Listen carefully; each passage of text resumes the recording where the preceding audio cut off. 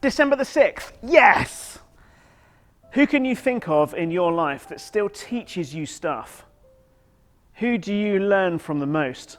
One of the great things about my friendship with Steve here is that I continue to learn from him. He's a little bit older than me, and I find myself naturally learning from him. That's just a little bit, Steve.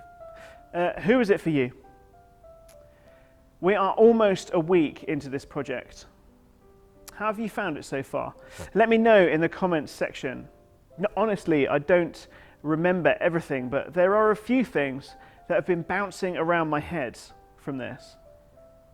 It's quite, I don't know, how are you finding it? Let me know. I'm quite excited to hear that. Luke tells us that Jesus is establishing himself as a teacher here. The first bit is about him telling other people about who God is and who he is. He's saying that God's priority is not religion. Jesus is speaking to the most religious people of the day, and they are looking to see if he's going to break the Jewish law. But he's got a message for them. God is more interested in mercy than he is in outward religion. He was more interested in how the people have loved people than if they followed the Old Testament law. As a side note, we have records of Jesus doing miraculous healings. Don't breeze over that. God cares about the disabled and has promised one day to sort it out. Jesus then goes and appoints 12 apostles. And that just means that he gave them special responsibilities to 12 of his disciples or his followers. Please note here that he gave Judas the title of apostle too. I don't know if you've ever noticed that. Even though they had apostleship, they still have free choice as to what they choose to do. Then you get into this amazing summary of the Sermon on the Mount from Matthew's Gospel. I know here it says that he went to a level place.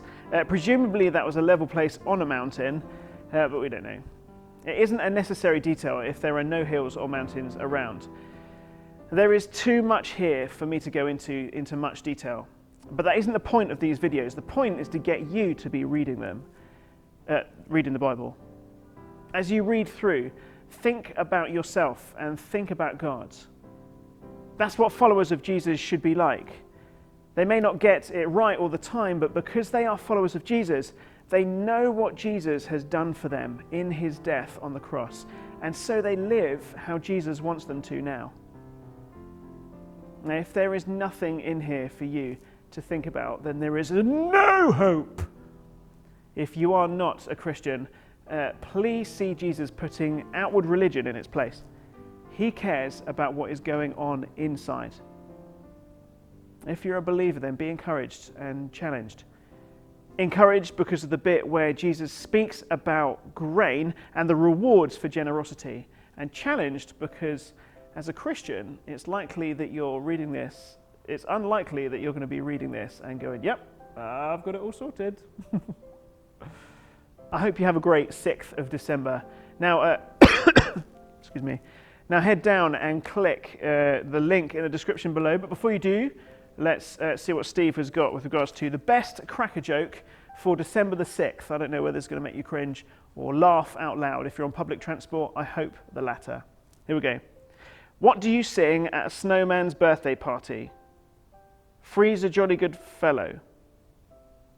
He's a jolly good fellow. Steve's shaking his head. That took me a little bit too long. I think I'm getting a bit tired. It's the 6th of December. Right, okay, here we go.